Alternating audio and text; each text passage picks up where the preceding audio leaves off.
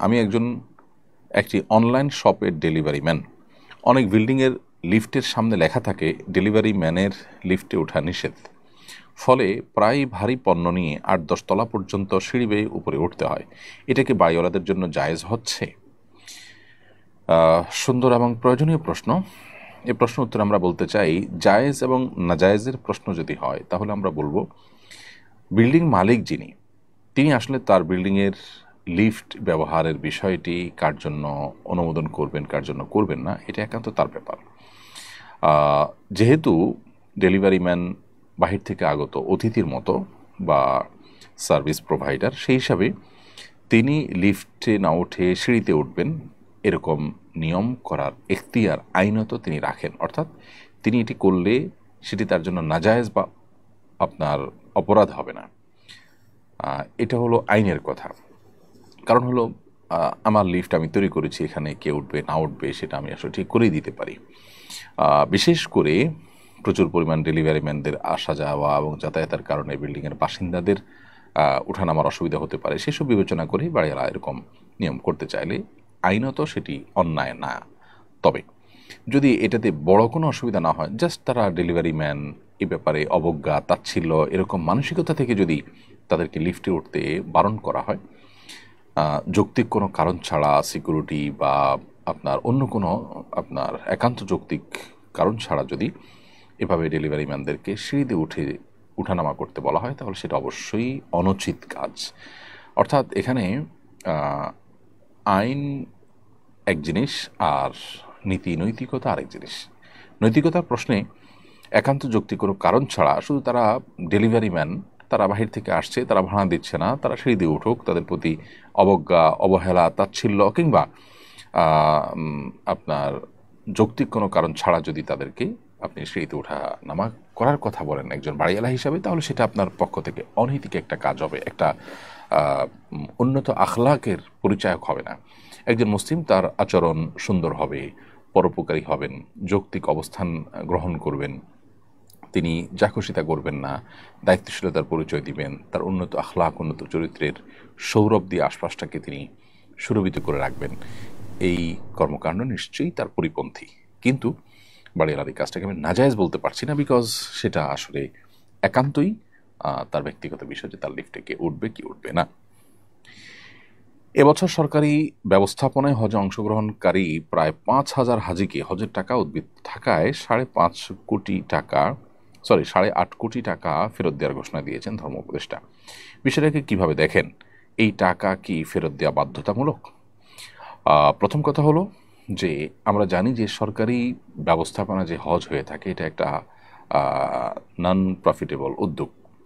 অর্থাৎ সরকার ঘোষণাই দেয় যে এটা কোনো লাভজনক প্রকল্প নয় সরকারের। তার মানে হলো যে হাজিদের কাছ থেকে আনুমানিক যে টাকা নেওয়া হয় যে বছর যখন হজ হয়, সে বছরের আপনার সার্বিক অবস্থা বিবেচনা করে একটা ফিগার বা একটা অ্যামাউন্ট ঘোষণা করা হয়। এরপর খরচ খরচা হওয়ার পর অতিরিক্ত টাকা যদি থাকে, সেই টাকা হাজিদের কাছে ফেরত দেওয়া এটা সরকারের জন্য অবশ্য কর্তব্য। অর্থাৎ সরকার বাধ্য আইনত এবং শরিয়া দৃষ্টিকোণ থেকে এই টাকা ফেরত দিতে। কারণ সরকার ঘোষণাই দিয়েছে এখান থেকে কোনো প্রফিট তারা করবে না। তার মানে খরচ হওয়ার পর যেটা থাকবে সেটা হাজিদেরকে ফেরত দিতে হবে। এবং ইতোপূর্বে বিভিন্ন সময় বেশ কয়েক বছর ফেরত দেওয়া হয়েছে বিগত সরকার আমলেও। হাজিদেরকে হজ থেকে আসার পর অতিরিক্ত যে টাকা ছিল সে টাকা ফেরত দেওয়ার নজির রয়েছে। মূলত আমাদের দেশে অসততা, অসাধুতা এমন চরমে পৌঁছেছে যে জনগণের ন্যায্য অধিকার যেটা, সেটা যদি কেউ দেয় তাহলে সেটাই আমাদের কাছে অনেক বড় তৃপ্তির বিষয় হয়। কারণ মানুষের অধিকার খর্ব করা, সুযোগ পেলেই সেটাকে আপনার অপব্যবহার করে মানুষকে অধিকার থেকে বঞ্চিত করা, এটা যখন নিত্য নৈমিত্তিক একটা ব্যাপার, সেই সমাজে নিয়ম শৃঙ্খলা যদি কেউ রক্ষা করেন, মেনে চলেন, তখন সেটা আমাদের কাছে অনেক বড় বিষয়ে পরিণত হয়। অতএব সন্দেহাতীতভাবে আমরা সাধুবাদ জানাবো ধর্ম মন্ত্রণালয়কে, ধর্ম উপদেষ্টা মহোদয়কে এ ধরনের নজির স্থাপন করার জন্য। কিন্তু এই নজির এর আগেও ছিল এবং এটা আসলে হওয়ারই কথা, কারণ এটা জনগণের অধিকার। তারপরেও সেই অধিকারটা তারা দিয়েছেন, অন্য অনেক বছর বা বেশিরভাগ বছরই দেওয়া হয়নি। সন্দেহাতীতভাবে এটা একটা ভালো দৃষ্টান্ত। রিদওয়ান আহমেদ, আপনি লিখেছেন, আমি ওয়াসওয়াসার কারণে অনেক সমস্যায় ভুগছি, এর সমাধান কি? অনেক ভাইয়েরা আমাদের, অনেক বোনেরা আমাদের ওয়াসওয়াসার রোগে ভুগছেন। ওয়াসওয়াসার রোগটা খুবই ভয়ঙ্কর একটা রোগ, একজন মানুষকে মানসিকভাবে অনেক অসুস্থ করে দেয়। আজকে জুমার পরও আমার মসজিদে অনেক দূর থেকে একজন ভাই এসেছেন তার বাবা সহকারে। তিনি ভয়ঙ্কর ওয়াসওয়াসার রোগে ভুগছেন। মামাতো বোনের সাথে তার বিবাহ ঠিক হয়েছে, কিন্তু মামির সাথে কোনো প্রকার হুরমতে মোসাহারা হলো কিনা, অজান্তে কোনো প্রকার কোনো কিছু হলো কিনা, তার তরফ থেকে না হলে মামির তরফ থেকে হলো কিনা, এটা নিয়ে সে ওয়াসওয়াসায় ভুগছে। তো এই জাতীয় ওয়াসওয়াসার কারণে দেখা যায় যে দাম্পত্য জীবনে কলহ, এবাদত বন্দিগিতে মনোযোগিতা কমে যাওয়া, নানাবিধ সমস্যা সৃষ্টি হয়। উজু করতে গিয়ে দেখা যায় 10 বার 20 বার হাত ধোয়া হচ্ছে, এবং হাত মুখ ধোয়া হলো কিনা, শুকিয়ে থাকলো কিনা কোনো জায়গা, এই অহেতুক সংশয়, এটা নিয়ে দেখা যায় যে 10 বার 20 বার 30 বার পর্যন্ত ধোয়ার কাজ করা হচ্ছে, এদিকে জামাত শেষ হয়ে যাচ্ছে। তো এই অস্বস্থাগুলো শয়তান আমাদের মধ্যে সৃষ্টি করে, আমাদেরকে বিভ্রান্ত করবার জন্য, আমাদেরকে ভালো কাজ থেকে দূরে সরাবার জন্য। এগুলোর জন্য দুটি করণীয় আমাদের আছে। প্রথমত, ভালো কোনো মানসিক ডাক্তার আমরা দেখাতে পারি, বিশেষ করে দিনদার যদি মানসিক ডাক্তার হয় তাহলে ভালো হয়। যদিও সাইকোলজির এই জগতে বেশিরভাগই আপনার সেকুলারিজমের দাপট এবং দৌরাত্ম্য অনেক বেশি। দিনমুখী যারা আছেন তাদের এই সেক্টরে এগিয়ে আসা উচিত, কারণ এখন গোটা পৃথিবীতেই মানুষের যে সমস্ত সমস্যাগুলো দিন দিন বেড়ে চলেছে, এর মধ্যে সাইকোলজিক্যাল সমস্যা অনেক বেশি। সো এখানে ভালো কোনো সাইকিয়াট্রিস্ট, সাইকোলজিস্টের শরণাপন্ন হওয়া, এটা একটা ব্যাপার। আর দ্বিতীয়ত হলো ভালো কোনো রাকির শরণাপন্ন হওয়া। সোশ্যাল মিডিয়াতে বা বিভিন্ন আপনার ইয়েতে, প্লে স্টোর, অ্যাপ স্টোর, এগুলোতেই আপনি যদি ওয়াসওয়াসার রুকিয়া লিখে সার্চ দেন, তাহলে হয়তো আপনি অনেক রুকিয়ার অ্যাডভাইস পাবেন, সেটাকে আপনি অনুসরণ বা ফলো করতে পারেন। অডিও বা ভিডিও পেলে সেগুলো আপনি মনোযোগের সাথে শুনতে পারেন। আমি আশা করি যে আপনি যদি ভালো মতো রুকিয়া করেন, তাহলে ইনশাআল্লাহ আপনার এই ওয়াসওয়াসার সমস্যা কেটে যাবে। আর অনেক ভাইরা, অনেক বোনেরা এই সমস্যায় ভুগছেন, এবং এটার কারণে তাদের জীবন অনেকটাই ব্যাহত হচ্ছে। তৃতীয়ত আরেকটি সম্পর্ক সমাধান বলতে চাই, সেটি হলো ওয়াসওয়াসা রোগের মূল ট্রিটমেন্ট হলো এটাকে ইগনোর করা। যিনি ওয়াসওয়াসা রোগে ভুগছেন তার এটা বোঝা উচিত এটা শয়তান আমাকে পেরেশান করবার জন্য করছে, অতএব এটাকে আমলে নেওয়া মানে হলো শয়তানের কাজটাকে ত্বরান্বিত করা এবং সহজতর করা। ওয়াসওয়াসা দিয়ে শরীয়তের কোনো কিছু সাব্যস্ত হয় না। সো আমাকে 3 বার হাত ধোয়ার কথা নবী সাল্লাল্লাহু আলাইহি ওয়াসাল্লাম নির্দেশ করেছেন ওযুর জন্য, আমি 3 বার হাত ধোবো, এরপরে শুকনা আছে কিনা এটা আমার দায় নেই, এটা রাসূল আকরাম সাল্লাল্লাহু আলাইহি ওয়াসাল্লামের বিষয়। পেশাব করার পর অহেতুক ওয়াসওয়াসা যে ফোঁটা আসলো কিনা, আরও আরেকটা ফোঁটা বের হলো কিনা, এগুলো দূর করবার জন্য নবী সাল্লাল্লাহু আলাইহি ওয়াসাল্লাম নিজে বলেছেন যে ভেজা হাত আপনার পাক কাপড়ের উপর দিয়ে মারার জন্য, যাতে করে কোনো প্রকার ওয়াসওয়াসার কারণে আপনি পেরেশান হওয়ার সুযোগই না থাকে। কারণ আপনি দেখবেন যে সব পানির ফোঁটা, আমি তো পানি একটু আগে মেরেছি, অত এগুলো পানির ফোঁটা। সো কোনো কিছু উজু করতে গিয়ে একটু পানি দেখলাম, আর এটা পেশাব বের হলো কিনা, এটা নিয়ে আমি অহেতুক পেরেশানিতে পড়ে গেলাম, আবার কাপড় পাল্টাপাল্টিতে চলে গেলাম, এদিকে জামাত শেষ হয়ে গেল, এগুলোকে পাত্তা দেওয়ার কোনো কারণ নেই। অতএব ওয়াসওয়াসাকে ইগনোর করা হলো ওয়াসওয়াসার অনেক বড় একটা ট্রিটমেন্ট, এবং ইগনোর না করে এটাকে আমলে নেওয়া, এটাতে মনোযোগ দেওয়া, এটাতে ডুবে থাকা, এটা হলো শয়তানের সেই শয়তানি কর্মকাণ্ডকে অনেকটা বাস্তবায়ন করতে সহযোগিতা করা, যেটা আমাদের উচিত নয়। অতএব যারা রোগে ভুগছেন তারা এটাকে ইগনোর করবেন এবং আল্লাহর কাছে দোয়াও করবেন যে আল্লাহ এই ওয়াসওয়াসা থেকে আপনি আমাকে মুক্তি দান করেন, আল্লাহ তাআলা হেফাজত করুন। এরপরে প্রশ্ন করেছেন মোহাম্মদ নুরুল্লাহ, আপনি লিখেছেন, মা প্রায়ই বলেন আমার পেটে একটা শয়তান হয়েছে, এটা জায়েজ কিনা? প্রথম কথা হলো যে মানুষকে শয়তান বলে আখ্যায়িত করা উচিত নয়। এটি এক প্রকারের গালি, আবার এক ধরনের মন্দ উক্তি। কারণ শয়তান শব্দের অর্থ হলো মূলত আল্লাহর রহমত থেকে যে দূরে সরে গেছে, যেটা শয়তানের ক্ষেত্রে, ইবলিসের ক্ষেত্রে যেমন ফিট হয়, মানুষরূপী কিছু লোক আছে তাদের ক্ষেত্রেও অনেক অংশে এই শয়তানিক কর্মকাণ্ডের মাধ্যমে তাদের ক্ষেত্রেও ফিট হয়। কিন্তু কোনো ব্যক্তি বিশেষকে জাস্ট একটু দুষ্ট প্রকৃতি হওয়ার কারণে তাকে শয়তান বলা অনুচিত। নিজের সন্তান হলেও তাকে শয়তান না বলা উচিত। প্রথমত, সাধারণত মানুষ আল্লাহর রহমত থেকে দূর হয়ে গেছে এটা আমরা বলতে পারি না, কারণ আমরা জানি না সে আসলে আল্লাহর রহমত থেকে দূর হয়ে গেছে কিনা। শয়তানীয় কর্মকাণ্ডের কারণে আপনার জিনের পাশাপাশি মানুষকেও শয়তান বলা হয়েছে, কিন্তু সেটা হলো জেনারেল কথা। আপনার কোনো ব্যক্তি বিশেষকে, কোনো মুসলমানকে শুধু একটু দুষ্ট প্রকৃতি হওয়ার কারণে তাকে আপনি দুষ্ট বলেন, অন্য অনেক কথা বলেন, কিন্তু শয়তান বলবেন না। নবী করিম সাল্লাল্লাহু আলাইহি সাল্লাম তিনি লাআন তাআন ছিলেন না, অশ্লীল কথা, কটু কথা, বদদোয়ামূলক কথা, এই ধরনের কথা তিনি বলতেন না, গালমন্দ টাইপের কথা এগুলো তিনি বলতেন না। সো সেই সমস্ত জায়গা থেকে ধরনের মন্তব্য না করাই উচিত। এমডি তাওসিফ হাসান আপনি লিখেছেন, একজন মানুষ তার রোগের কারণে সবসময় অপবিত্র হয়ে যায়, সালাত আদায়ের জন্য অজু করে জায়নামাজে দাঁড়ানোর আগেই তার শরীর এবং তার কাপড় অপবিত্র হয়ে যায়। বারবার কাপড় পরিবর্তন করতে গিয়ে তার সালাত আদায়ের ইচ্ছাটাই নষ্ট হয়ে যায়। এমত অবস্থায় ওই রোগীর করণীয় কি? বারবার তো এরকম ব্যক্তির পোশাক পরিবর্তন করার দরকার নেই, বরং এরকম অনবরত যখন শরীর থেকে নাপাক বের হতে থাকে, এরকম ব্যক্তি প্রত্যেক ওয়াক্তের জন্য অজু করবেন। অজু করার পর ওই ওয়াক্তের মধ্যে যত খুশি তিনি নামাজ পড়বেন, তেলাওয়াত করবেন, এবং ওই অজুতেই তিনি করবেন। এর মধ্যে ওই নাপাক বস্তু যতবার বের হবে তাতে তার অজু ভঙ্গ হবে না। এবং এই ধরনের ব্যক্তিকে মাজুর বলা হয় শরীয়তের পরিভাষায়, বিধায় তিনি এই অবস্থা নামাজ পড়বেন। এমনকি তার ওই অবস্থায় যদি কাপড় অপবিত্র হয়, অপবিত্র কাপড় নিয়েই তিনি নামাজ পড়তে পারবেন, কারণ তিনি মাজুর। বিধায় অহেতুক কষ্ট করা এবং এভাবে নিজেকে নামাজের প্রতি আপনার বিরক্ত করে তোলা, এটার একেবারেই প্রয়োজন নেই। বিধায় এ বিষয়ে যথাযথ পদক্ষেপ নিলে ইনশাআল্লাহ বিদিনিল্লাহ এই সমস্যার সমাধান হবে। সরকার যুক্তরাষ্ট্রের সঙ্গে একটি চুক্তি করতে যাচ্ছে, যে চুক্তির ধারাগুলো প্রকাশ্যে জানানো হবে না। জানা যায় এতে সামরিক নিরাপত্তা সংক্রান্ত বিষয়ও যুক্ত আছে। এ ধরনের গোপনীয় চুক্তির বিষয়ে নাগরিক হিসেবে আমাদের প্রতিক্রিয়া কী হওয়া উচিত? খুবই গর্হিত একটি বিষয়। এনজিও বেসড এই সরকার এমন অনেক কাজ করছে যে কাজের সমালোচনা আমরা আসলে করতে বাধ্য।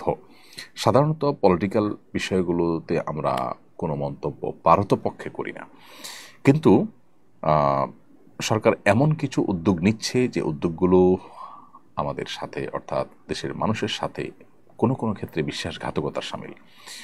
যেমন জাতিসংঘ মানবাধিকার কমিশনকে ডেকে আনা এখানে, এটা সরকারের রুটিন কাজের মধ্যে পড়ে না এবং একটা ইন্টারিম গভর্নমেন্টের কাজ হয় না। এটা যে কাজগুলো আসলে নির্বাচিত সরকাররা করতে সাহস পাবে না, সেরকম অনেকগুলো কাজ এনজিও বেসড এই সরকারের বিভিন্ন গুরুত্বপূর্ণ ব্যক্তিবর্গ তারা তলে তলে এই কাজগুলো এখন করিয়ে নিচ্ছে।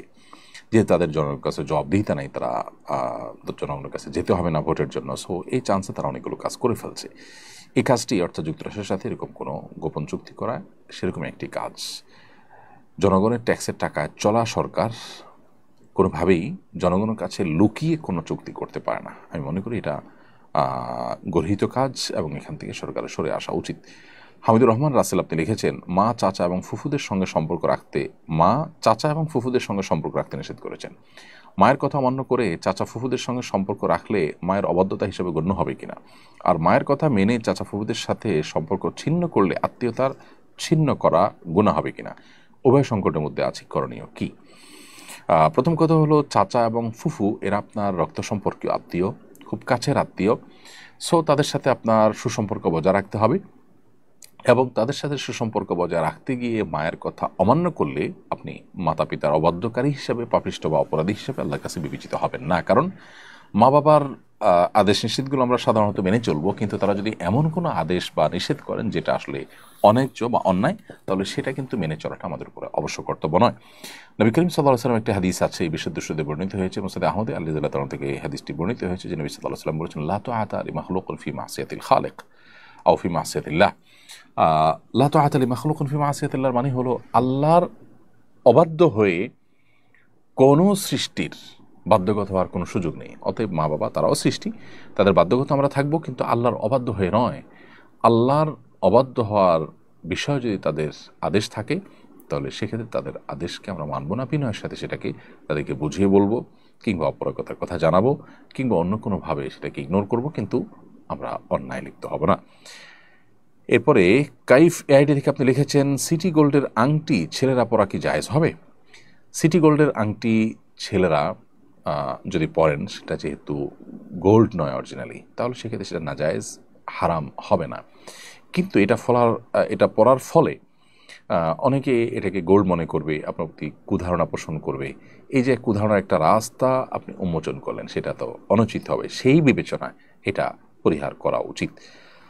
এরপরে প্রশ্ন হলো, ধর্মোপদেষ্টা বলেছেন সব মসজিদের সভাপতি হবে প্রশাসনের কর্মকর্তারা, ইমাম নিয়োগ ও বরখাস্ত হতে হবে সরকার প্রদত্ত নীতিমালা অনুযায়ী। আপনি এর সঙ্গে একমত কিনা?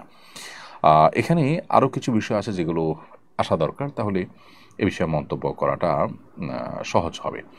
প্রথমত, আমি যতটুকু জেনেছি যে মসজিদগুলোতে সরকারি বেতন ভাতা চালু করার সুপারিশ করা হয়েছে। যেহেতু সরকার টাকা পয়সা খরচ করবে মসজিদ ইমাম সাহেবদের জন্য, ইমাম মুয়াজ্জিনদের জন্য বেতন ভাতার বিষয়টা যখন আসছে, তখন সেখানে সরকারি কর্মকর্তাদের ইনভলভেশনের বিষয়টাও আসছে।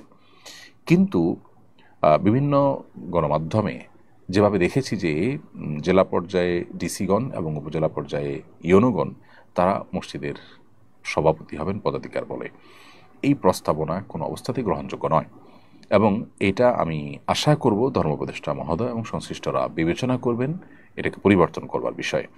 কারণ প্রথমত, এদেশে আমাদের প্রশাসনে থাকা মানুষদের মধ্যে একটা বড় অংশ, বরং প্রধান অংশ বা বেশিরভাগ লোক, তারা যে দুর্নীতিগ্রস্ত সেটা তো এদেশে প্রত্যেকটা মানুষ জানেন।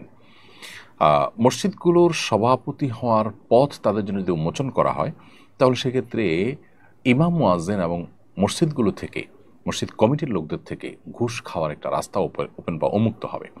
সুফল মসজিদগুলো কত টাকা পাবে আমরা জানি না, কিন্তু তার কুফলটা নিশ্চিত, অর্থাৎ ঘুষের রাস্তা ওপেন হবে।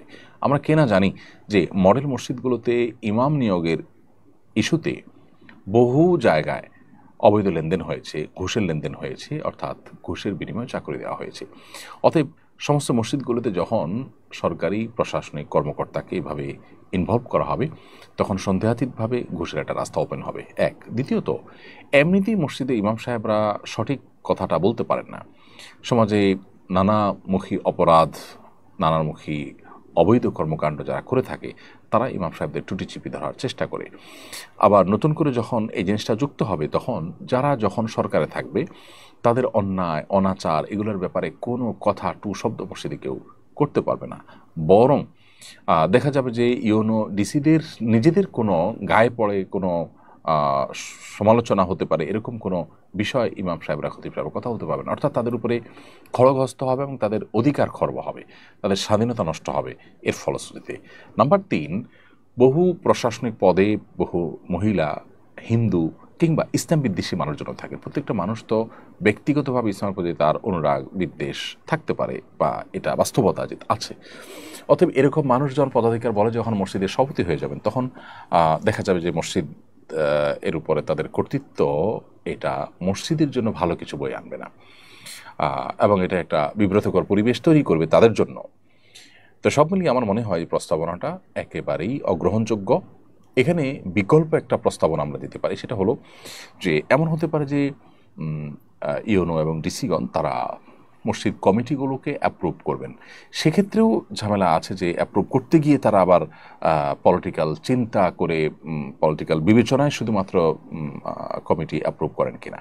তবে তাদের ইনভলভেশন যদি থাকে একান্ত, সেটা যাতে কোনোভাবে মসজিদের সাধারণ যে গতিপথ আছে সেটা যেন বন্ধ না করে, রুদ্ধ না করে, সে বিষয়টিকে চূড়ান্ত করতে হবে, নিশ্চিত করতে হবে। তা না হলে এটা ভালো জিনিস হবে না। এর বাইরে এমনি ইমাম নিয়োগের বিয়োগের যে নীতিমালা করা হয়েছে, সেটা সন্দেহাতীতভাবে একটি ভালো উদ্যোগ। মসজিদের সভাপতি হতে হলে ন্যূনতম ধর্মীয় যোগ্যতা থাকতে হবে, এটা বড় নির্ধারণ করা উচিত।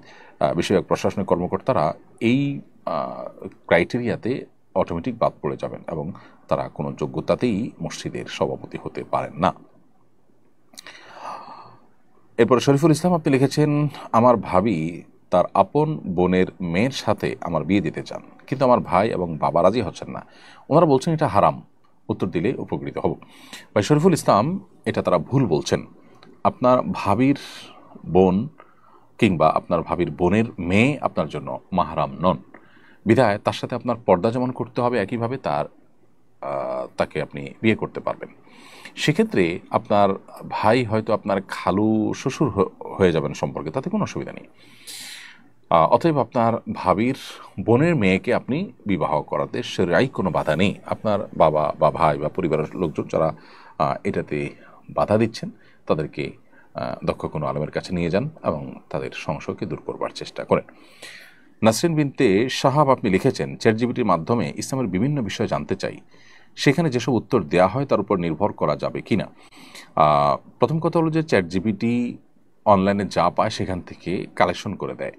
তো অনলাইনে যা কিছু আছে তার সব কিছু তো সঠিক নয়। অতএব চ্যাট জিপিটি বা এআই এই সমস্ত টুলগুলো ব্যবহার করে আপনি শরীয়ী প্রশ্ন, বিশেষ করে হালাল হারাম, ঈমান আকীদা এই জাতীয় গুরুত্বপূর্ণ বিষয়গুলোকে আপনি সেখান থেকে জেনে আমল করার চেষ্টা করবেন না, এটা ভুল হবে। কারণ হলো সেখান থেকে সঠিক জিনিসটা যেমন পেতে পারেন, ভুলটাও পেতে পারেন। তাছাড়া এই জাতীয় অ্যাপগুলো যে আমাদের সবসময় সঠিক উত্তর দেয় তা কিন্তু না। আমি যেটা বলছিলাম যে অনলাইনে যা কিছু আছে সেখান থেকে তারা কালেক্ট করে আমাদেরকে তথ্য দেয়। সো আপনি তাদের কাছ থেকে যদি তথ্য নেন এবং এটার উপর নির্ভর করেন, তাহলে সেক্ষেত্রে আপনি ভুল সিদ্ধান্তে উপনীত হতে পারেন। এজন্য যদি সেখান থেকে কোনো কিছু পান, সেটা যদি ক্রস চেক করে আপনি সঠিক বেঠিক যাচাই করে নিতে পারেন, তাহলে সেটা ঠিক আছে। আর না হলে সেটা ঠিক হবে না। কারণ মোহাম্মদ বিন সিরিন রাহিমাহুল্লাহ বলেছেন, ইন্না হাদাল ইলমা দীন ফানজুরু আম্মান তাখুযুনা দীনাকুম। নিশ্চয়ই কোরআন এবং হাদিস ভিত্তিক এই যে ইলম, এই যে নলেজ, ইসলামিক নলেজ, এটা কিন্তু দ্বীনের অংশ, এটা আমাদের ধর্মের অংশ। অতএব এই দ্বীন বা আমাদের ধর্ম আমরা কোত্থেকে গ্রহণ করছি সেটা ইম্পর্টেন্ট। সো আপনি যাত্রার থেকে সেটা গ্রহণ করতে পারেন না, যেখানে ভুলের সম্ভাবনা থাকবে, সঠিক ভুল যে কোনোটা হতে পারে, এরকম জায়গা থেকে গ্রহণ করা সঠিক হবে না। সেই জায়গা থেকে চ্যাট জিপিটি বা এআই এগুলো থেকে কোনো মাসআলা আপনি জানতে পারেন না। হ্যাঁ, তারা আপনাকে তথ্য দিল, একটা হাদিস, দলিল প্রমাণ, ওলামাদের ফতোয়া, এগুলো রেফারেন্স দিল, সেটাকে আপনি চেক করলেন যে হ্যাঁ সঠিক দিয়েছে কিনা। প্রয়োজনে তারা তো অনেক সময় ওয়েবসাইটে লিঙ্ক দেয়, সেই লিঙ্কে গিয়ে আপনি চেক করলেন, দেখলেন, এরপর ভিত্তি করে আপনি আমল করতে পারেন। অর্থাৎ সরাসরি তারা হালাল বা হারাম বলে দিল আর সেটার উপর আপনি আমল করলেন, এমনটি করা উচিত হবে না। প্রাথমিক বৃত্তি পরীক্ষা থেকে ইসলামী শিক্ষা বাদ দেওয়া হয়েছে, এটা সঙ্গত মনে করেন কিনা? এটা সঙ্গত মনে করার কোনো কারণ থাকতে পারে? এত কিছু থাকতে আমরা ইসলামী শিক্ষা বা ধর্মীয় শিক্ষা কেন বাদ দিব? দেখুন, একটা সময় প্রাথমিক বৃত্তি পরীক্ষাতে এই জিনিসগুলো ছিল, এখন সেগুলোকে বাদ দেওয়া হয়েছে। খুবই দুর্ভাগ্যজনক। আমি যে জিনিসটি বারবার করে বলছি, এনজিও বেসড এই যে গভর্নমেন্ট, এই গভর্নমেন্ট আমাদেরকে নানাভাবে বিপদগামী করছে। তাদের অনেক ভালো কাজ থাকলেও তারা চরম বিতর্কিত বহু কাজ অনবরত করে চলেছে।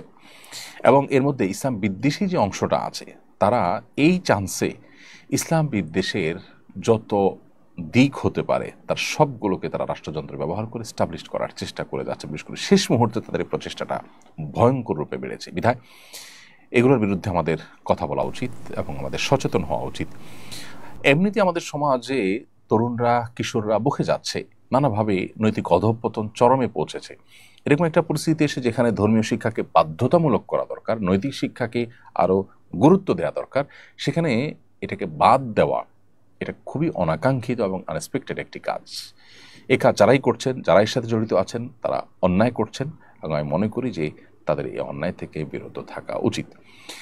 সাইম ইসলাম আপনি লিখেছেন, হাঁটু এবং কোমরের সমস্যা থাকলে চেয়ারে বসে নামাজ পড়া যাবে কি না?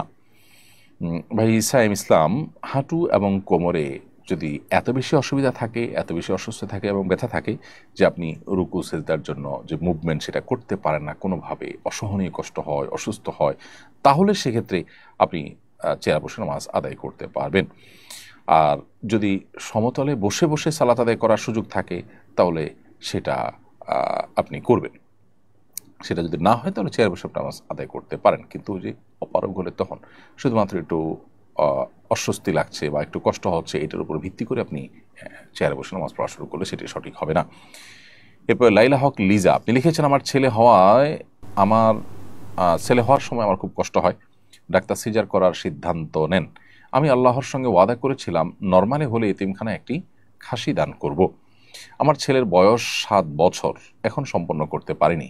এই ওয়াদা করা কি আমার সঠিক হয়েছে? এখন সম্পন্ন করতে না পারায় কি গুনাহ হবে? এ কারণে আমার ছেলের কি কোনো ক্ষতি হবে? আল্লাহর সঙ্গে আপনি যদি ওয়াদা করে থাকেন যেটা হলে আমি এটা করব, তাহলে আপনার এই ওয়াদা পূরণ করা উচিত, এটা আপনার কর্তব্য। আর এটা না করলে আপনি গুনাহগার হবেন। দেরি হয়েছে, তারপরও যদি আপনি করে ফেলেন তাহলে এটি আদায় হয়ে যাবে এবং ইনশাআল্লাহ বিইذনিল্লাহ আপনি দায় থেকে মুক্ত হয়ে যাবেন। কিন্তু এর ফলশ্রুতিতে আপনার সন্তানের ক্ষতি হবে কিনা সেটা অবশ্য এর সাথে প্রাসঙ্গিক বিষয় নয়, কারণ সন্তান তো এখানে কোনো অন্যায় করেনি। অতএব তার এখানে লাভ ক্ষতির বিষয় নেই। ক্ষতি যা হওয়ার আপনার হবে, আপনি গুনাহগার হবেন এবং আল্লাহর সঙ্গে কৃত ওয়াদা এটা পূরণ করা উচিত।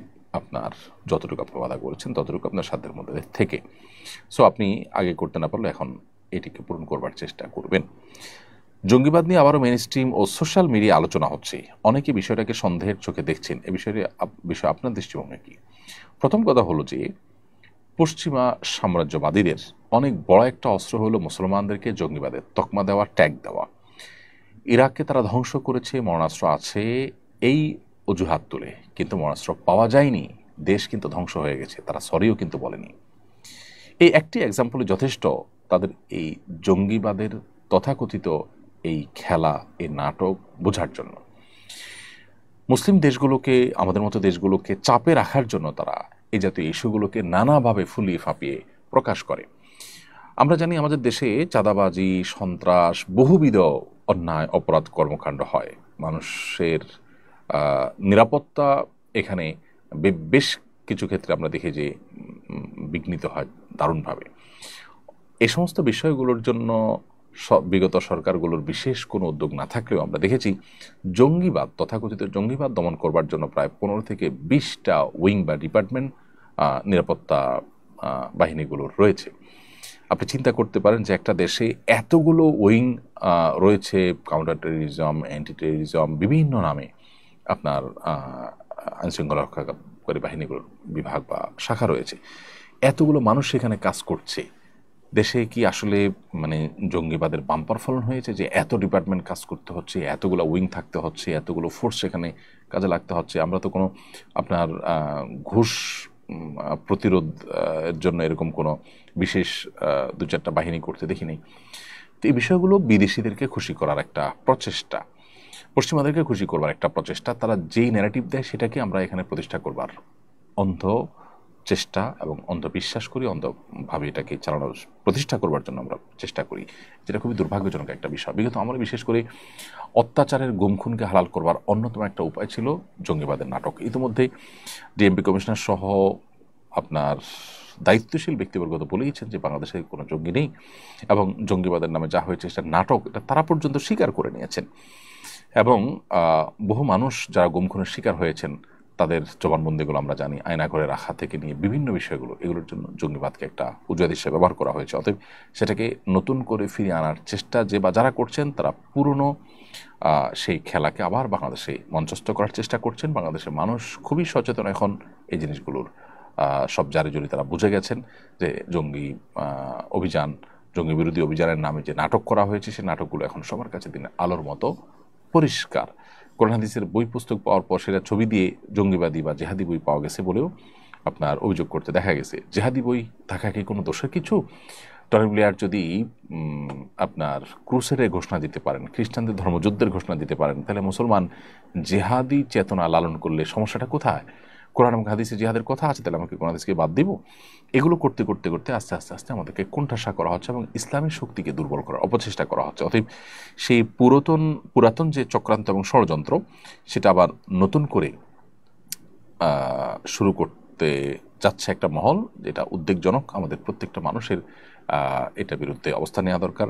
বিশেষ করে মানবাধিকার বিষয়ক যে জাতিসংঘের যে কমিশন হতে যাচ্ছে সেই কমিশনের বিরুদ্ধে জনগণ নানাভাবে তাদের মতামত ব্যক্ত করছেন।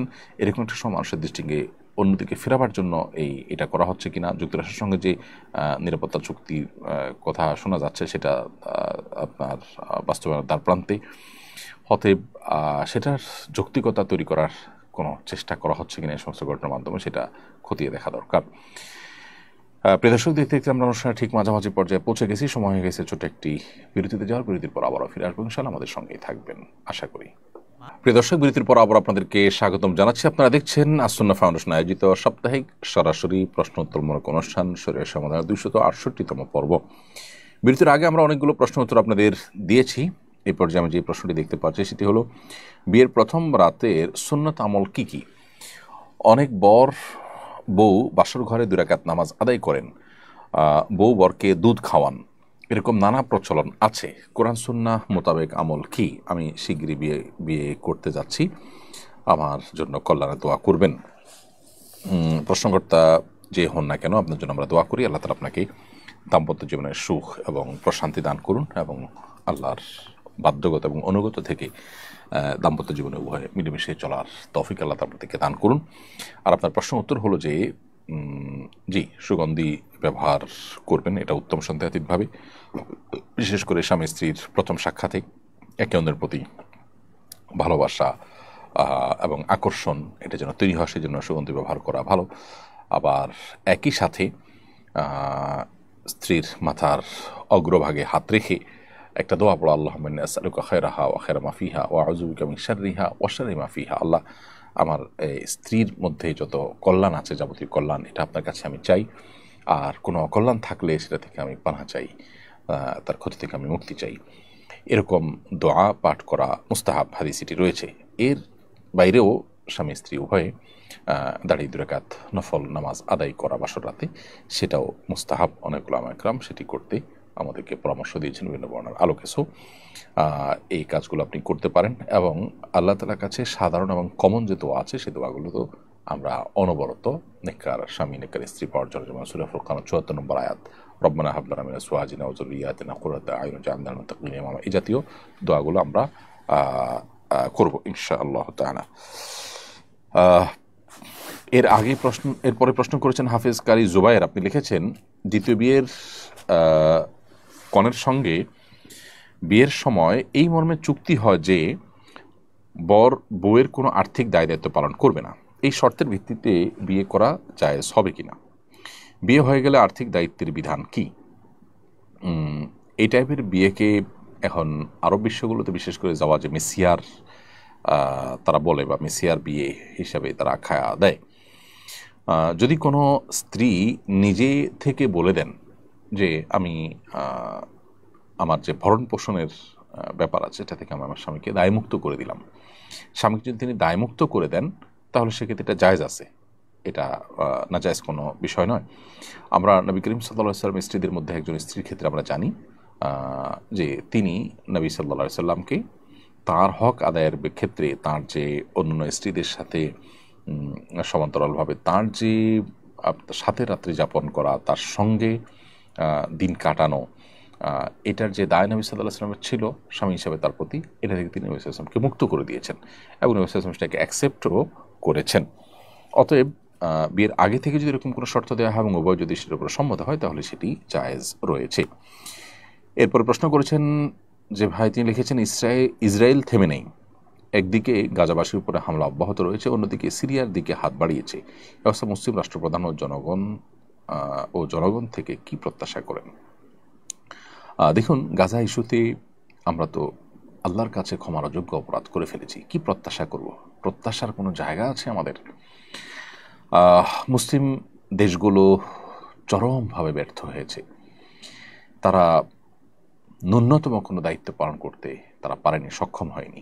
প্রতিবাদের যে শক্তিটুকু তারা ব্যয় করতে পারতেন, যেটুকু তাদের সাধ্যে ছিল সেটুকু তারা করতে পারেন নাই। নানা কারণে তাদের পিছুটান, দুনিয়ার চিন্তা, আল্লাহর প্রতি ঈমানের দুর্বলতা এবং স্বার্থপরতার মানসিকতা, এই বিষয়গুলো তাদেরকে তাদের দায়িত্ব থেকে অনেক দূরে সরিয়ে রেখেছে। আল্লাহ তাআলা আমাদেরকে মাফ করুন, গাজাবাসীদেরকে উদ্ধার করুন, আমাদেরকে আমাদের দায়িত্ব আল্লাহ তাআলা আদায় করার তৌফিক দান করুন। এবং এই যে ওয়ালা পারা, মুসলিমদের পরস্পরের জন্য ভালোবাসা, বৈরিতা, পরস্পর আল্লাহর জন্য ভালোবাসা, বৈরিতা এবং মুসলমানদের পরস্পরের প্রতি আন্তরিকতা, সৌহার্দ্য, এটা যেন ইমানের দাবি, ইমানের সাথে রিলেটেড একটা গুরুত্বপূর্ণ বিষয়। এর আলোচনা, এর পর্যালোচনা আমাদের সমাজে ব্যাপকভাবে বাড়াতে হবে। আল্লাহ তাআলা আমাদেরকে এই অপরাধকে মাফ করুন, এই জাতীয় অপরাধকে আল্লাহ তাআলা মাফ করুন, ক্ষমা করুন এবং আমাদেরকে আমাদের দায়িত্বকে যথাযথভাবে পালন করার তৌফিক দান করুন। তাইম ইসলাম আপনি লিখেছেন, ঘুমানোর সময় লুঙ্গি টাকনুর নিচে পরা যাবে কি না? ঘুমানোর সময় লুঙ্গি টাকনুর নিচে যদি চলে যায় তাহলে তাতে কোনো অসুবিধা হবে না। বিগত সপ্তাহে সম্ভবত এই প্রশ্নটি এসেছিল এবং এর উত্তর আমরা দিয়েছিলাম।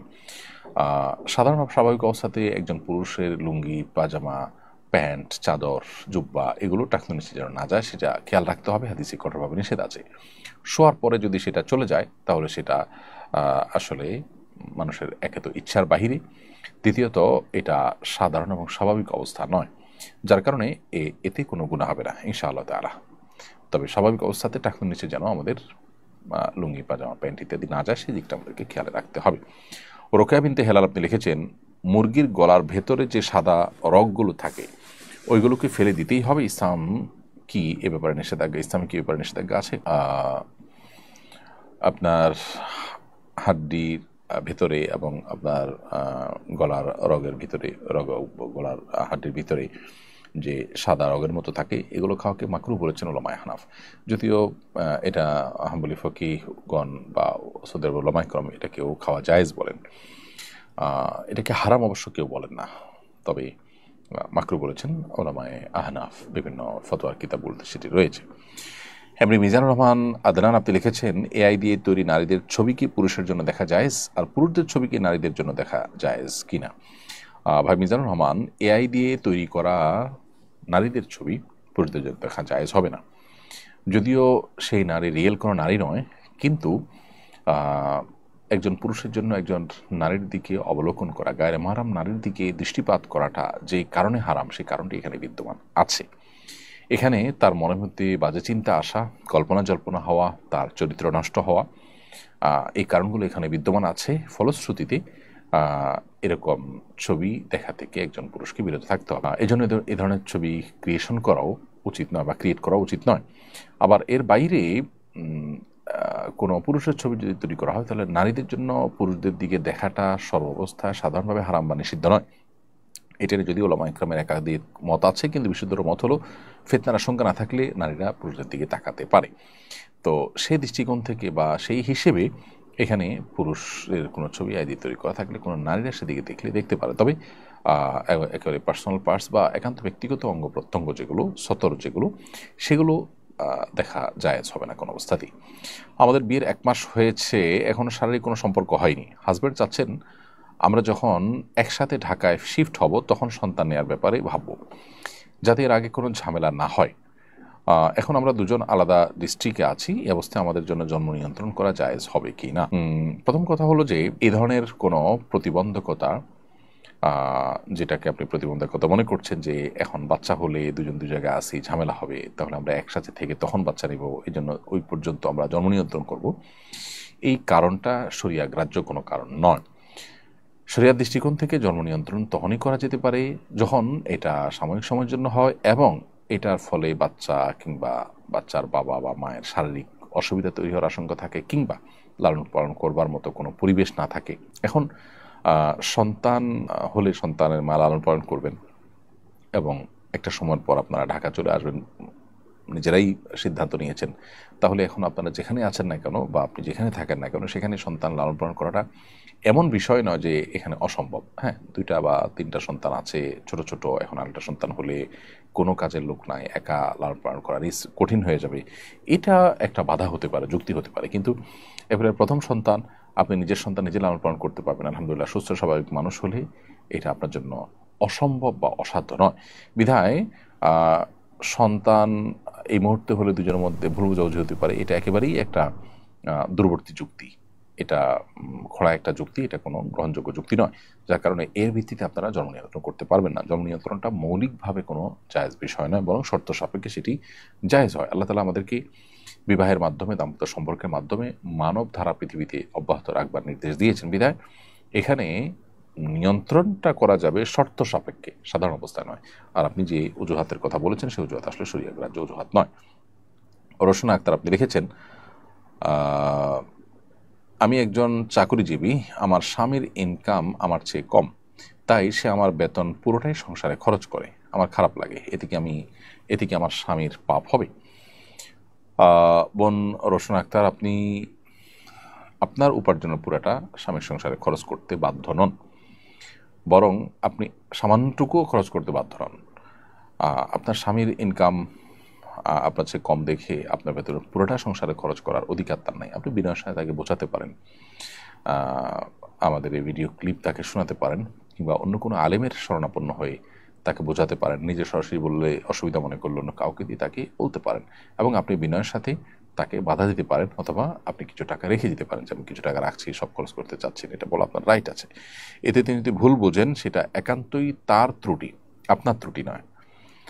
তারপরও আপনি যদি পুরাটা তার সংসারে, স্বামীর সংসারে খরচ করতে চান, আপনি সন্তুষ্টির সাথে করতে চান, এটা আপনার ব্যাপার। কিন্তু আপনি যে বলেছেন যে আপনার খারাপ লাগে, তার মানে আপনি সন্তুষ্ট নন। এমন অবস্থা আপনার স্বামীর এই কাজটা অন্যায়, আপনি খোলামেলা তাকে বলে আপনার যতটুকু প্রয়োজন আপনি রাখা বা যতটুকু আপনি স্বামীকে দিতে চাচ্ছেন, যতটুকু দেওয়া, এই ডিসিশনটা আপনাকে নেওয়া উচিত স্বামীকে বলে। ইসরায়েলি পণ্য আলেমরা ব্যবহার করতে নিষেধ করেছেন, কিন্তু এরকম একটি পণ্য আমার জন্য বিদেশ থেকে একজন আত্মীয় উপহার পাঠিয়েছেন, এখন করণীয় কি? টাকা দিয়ে ওলামা ইকরাম এগুলো কিনতে নিষেধ করেন, যাতে করে তাদের প্রত্যক্ষ বা পরোক্ষ কোনো প্রকার সহযোগিতা না হয়, বা তাদের প্রতি আমাদের ঘৃণা প্রকাশের বা অন্যায় কাজকে নিরুৎসাহিত করবার জন্য অন্তত এতটুকু বয়কট আমরা করলাম, সেই জায়গা থেকে ওলামা ইকরাম বলে থাকেন। কিন্তু যদি আপনার কাছে জিনিসটা চলে আসে, কেউ আপনাকে দিয়ে দেয়, তাহলে সেক্ষেত্রে আপনি ব্যবহার করতে অসুবিধা নেই। আপনার মালিকারা চলে আসলে আপনি ব্যবহার করতে পারেন। এরপরের প্রশ্ন হলো, বেনামাজি পিতা মেয়ের বিয়েতে অভিভাবক হতে পারবেন কি না? বাবা বেনামাজি হওয়ার কারণে অভিভাবক না হতে পারলে অভিভাবক কে হবেন? বাবা বেনামাজি হওয়ার কারণে বিয়েতে অভিভাবক হতে পারবেন না, ব্যাপারটা কিন্তু সেরকম না। বরং বাবা অভিভাবক হতে পারবেন এবং বিয়ে বিশুদ্ধ হবে। রেজাউল করিম লিখেছেন, একজন আলেম নির্দিষ্ট জেলার নাম উল্লেখ করে অভিশপ্ত জেলা বলেছেন, শরীয়তে কি এমনভাবে বলার সুযোগ আছে? না, মোটেই না। কোনো আলেম হোক বা কোনো দিনদার মানুষ হোক বা কোনো সাধারণ মুসলমান হোক, কারোর জন্য এটা জায়েজ নয় যে কোনো বিশেষ এলাকাকে উল্লেখ করে অভিশপ্ত এলাকা বলা। কোনো ব্যক্তি বিশেষকে অভিশাপ দেওয়া যেখানে জায়েজ নয়, সেখানে পুরো একটা এলাকাকে অভিশপ্ত এলাকা বলা কীভাবে জায়েজ হতে পারে? পুরো এলাকা আল্লাহর পক্ষ থেকে অভিশপ্ত, এটা কি তার কাছে কোনো ওহী নাজিল হয়েছে? এলাকা থেকে আল্লাহর কোনো রহমত নাই, রহমতপ্রাপ্ত মানুষ নাই? এমনকি কিছু মানুষ গুনাহে লিপ্ত, কিছু মানুষ খারাপ কাজে লিপ্ত, এটার কারণে পুরো এলাকাটাকে আপনি অভিশপ্ত বা জেনারেলি আপনি অভিশপ্ত জেলা এটা বলতে পারেন না। যদি কেউ বলে থাকেন, কেউ যদি করে থাকেন, সেটা অবশ্যই অনুচিত। এর পরের প্রশ্ন হলো, ভারতে 8ম শ্রেণীর নতুন ইতিহাস বই প্রকাশিত হয়েছে। Exploring society India and beyond, এই বইটি চলতি সপ্তাহে প্রকাশিত হয়েছে। এই পাঠ্য বইয়ে মোগল সম্রাট আকবরকে সহিষ্ণু কিন্তু বর্বর, আর বাবরকে নিষ্ঠুর বিজেতা এবং আওরঙ্গজেবকে নির্দয় সামরিক শাসক হিসেবে উপস্থাপন করা হয়েছে। ইতিহাসে এই পুনর্লেখন আপনি কীভাবে মূল্যায়ন করবেন? এটা তো আসলে নতুন কোনো বিষয় নয়। ভারতে ইতিহাস বিকৃতির এই বিষয়টি অনেক পুরনো। বাংলাদেশ যখন ভারতের কর্তৃগত ছিল, বাংলাদেশে যখন পুতুল সরকার ছিল, তখনও হুবহু এভাবেই আমাদের পাঠ্যপুস্তকে ইতিহাস বিকৃতি করবার অপচেষ্টা আমরা করতে দেখেছি। এটা নতুন কোনো বিষয় নয়। আমার মনে হয় ইতিহাসকে বিকৃতি করার চেষ্টা করে আসলে কেউ সফল হয় না। সাময়িকভাবে মানুষের চোখে তুলে দেওয়া যায়, মানুষকে বিভ্রান্ত করা যায়, কিন্তু সত্য ঠিকই মানুষ একটা সময় জানে। বিধায় এখানে যে উদ্দেশ্যপ্রণোদিতভাবে মুসলিম শাসকদেরকে খারাপভাবে উপস্থাপন করার চেষ্টা করা হয়েছে, সেটা বোঝার জন্য তো পণ্ডিত হওয়ার প্রয়োজন নেই। ভারতবর্ষের ইতিহাসে বহু জালিম শাসক ছিল হিন্দুদের মধ্যে, তাদের সমালোচনা সেভাবে করতে দেখা যায় না। অথচ মুসলমানদের বহু ভালো গুণকে ইগনোর করে, তাদের নামে মিথ্যাচার করে, তাদেরকে নানাভাবে ভিলেন হিসেবে দেখাবার এই প্রচেষ্টা দীর্ঘদিন থেকে ভারতে হিন্দুত্ববাদীরা করে আসছে। আমরা আশা করব যে সাধারণ মানুষ সে দেশের, তারা বিভ্রান্ত হবেন না এবং তারা সঠিক ইতিহাসটা জানার চেষ্টা করবেন, এবং ইতিহাসকে বিকৃত করা বা পুনর্লিখন করা, এর মাধ্যমে ইতিহাসকে পরিবর্তন করার চেষ্টা, এটা আসলে কখনো সফল হয় না, সাময়িকভাবে বিভ্রান্তি তৈরি করতে পারে মাত্র। এরপর তাসনিম তাজিন আপনি লিখেছেন, কি করলে ডিপ্রেশন কমবে? ডিপ্রেশন থেকে রক্ষা পাওয়ার জন্য আমাদের একটা শর্ট ভিডিও আছে ইউটিউব এবং ফেসবুকে, আপনি সেটা দেখে নিতে পারেন। সেখানে আমরা কোরআন হাদিসের আলোকে কিছু পরামর্শ দিয়েছি। প্রথমত, আল্লাহ বলেছেন, আল্লাহ বিযিকরিল্লাহি তাতমাইন্নুল কুলুব, আল্লাহ তাআলার জিকির এটা মানুষ অন্তরকে প্রশান্ত করে। বিধায় অন্য ব্যস্ততা কমিয়ে আল্লাহর সাথে একান্ত যোগাযোগ বাড়ানো, আল্লাহর স্মরণ, আল্লাহর জিকির এটা বৃদ্ধি করা, এটা হবে আপনার ডিপ্রেশন দূর করবার অন্যতম উপায়। দ্বিতীয়ত হলো, ডিপ্রেশন এটা আসলে নৈরাশ্য থেকে আসে। আল্লাহর প্রতি বিশ্বাস যদি কারোর প্রগাঢ় হয়, আল্লাহ রহমান রাহিমিন, আল্লাহ সব কিছু করতে পারেন, এই বিশ্বাস যদি কারোর থাকে, তাহলে তার মধ্যে ডিপ্রেশন কাজ করতে পারে না। বিধায় আমাদের ঈমান, আমাদের আল্লাহর প্রতি বিশ্বাস, আস্থা, এগুলো যদি আমরা বাড়াতে পারি, ইনশাআল্লাহ ডিপ্রেশন কমে যাবে। অর্থাৎ ঈমান এবং তাকওয়ার চর্চা বাড়াতে হবে। তৃতীয়ত, ইস্তেগফার, আল্লাহর কাছে আপনি নিজের গুনাহ এবং পাপাচারের জন্য যদি ক্ষমা প্রার্থনা করেন, তাহলে সেক্ষেত্রে আল্লাহ তাআলা আপনার ডিপ্রেশন এবং দুশ্চিন্তা দূর করে দেবেন। হাদিসে আসছে, নবী সাল্লাল্লাহু আলাইহি ওয়াসাল্লাম বলেছেন, মাল্লাজিমাল ইস্তিগফার জাআলাল্লাহু মিন কুল্লি দিকিন মাখরাজা ওয়া মিন কুল্লি হাম্মিন ফারাজা। যে ব্যক্তি ইস্তিগফারকে আঁকড়ে ধরবে, অর্থাৎ সবসময় ইস্তেগফার করতেই থাকবে। আল্লাহ তাআলা তাকে সকল সংকটাপন্ন পরিস্থিতি থেকে বের হওয়ার পথ আবিষ্কার করে দিবেন, সকল পেরেশানি থেকে আল্লাহ তাআলা তাকে মুক্তি দান করবেন। এর পাশাপাশি চতুর্থ যে বিষয়টি বলতে চাই তা হলো দুরূদ পাঠ করা। বিশেষ দুরূদ পাঠ করলে সেটাও আমাদের দুশ্চিন্তা, পেরেশানি, ডিপ্রেশনকে দূর করবে ইনশাআল্লাহ, কারণ দুরূদের মাধ্যমেও সেটি হবে বলে হাদিসে রয়েছে। এবং সর্বশেষ বলতে চাই যে বিশেষ দোয়া আছে নবী সাল্লাল্লাহু আলাইহি ওয়াসাল্লামের, আল্লাহুম্মা ইন্নী আউযু বিকা মিনাল হাম্মি ওয়াল হাযান। আল্লাহ আপনার কাছে টেনশন, ডিপ্রেশন, দুশ্চিন্তা থেকে পানা চাই। এই দোয়াটা বেশি করে পড়বেন, ইনশাআল্লাহ আল্লাহ তাআলা আপনাকে হেফাজত করবেন। ইদানিং রাজনৈতিক স্লোগানে অশ্লীল শব্দ প্রয়োগের প্রবণতা বাড়ছে। সক্রিয় প্রায় সব রাজনৈতিক দলেই এটার চর্চা শুরু হয়েছে। রাজনৈতিক ক্ষেত্রে কি অশ্লীলতার ব্যাপারে ছাড় আছে? কোরআন হাদিসের আলোকে জানাবেন। না, প্রশ্নই ওঠে না। রাজনৈতিক ক্ষেত্রে অশ্লীলতার ব্যাপারে ছাড় থাকতেই পারে না। ইসলাম যেটাকে নিষেধ করেছে সেটা অন্য 10 জনের জন্য যেরকম নিষেধ, পলিটিশিয়ানদের জন্য বা পলিটিক্সের সাথে যারা জড়িত তাদের জন্য নিষিদ্ধ। অশ্লীল বাক্য ব্যবহার করা এটা খুবই গর্হিত বিষয়। এটা এমনিতেই আমাদের সমাজে রাজনৈতিক অস্থিরতা অনেক বেশি বিরাজমান, পরস্পরের মধ্যে শ্রদ্ধাবোধের ঘাটতি এমনি আছে। সেক্ষেত্রে এই কালচার যদি ডেভেলপ হয় তাহলে আমরা আরও বেশি ক্ষতিগ্রস্ত হব, আমাদের রাজনৈতিক কালচার আরও নষ্ট হবে। নবী করিম সাল্লাল্লাহু আলাইহি সাল্লাম অশ্লীলতাকে কখনো প্রশ্রয় দেননি। দেখুন, মক্কার মানুষজন প্রিয় নবী সাল্লাল্লাহু আলাইহি সাল্লামের প্রচণ্ড বিরোধী ছিল। তাদের শত্রুতা এত চরমে পৌঁছেছে যে নবী সাল্লাল্লাহু আলাইহি সাল্লামকে তারা তাঁর আপন মাতৃভূমি থেকে বের হয়ে যেতে বাধ্য করেছে। এবং নবী করিম সাল্লাল্লাহু আলাইহি সাল্লাম এবং তার সাথে যারা ঈমান এনেছে তাদের প্রতি নিষ্ঠুর বর্বর আচরণ করেছে, জুলুম করেছে, নির্যাতন করেছে।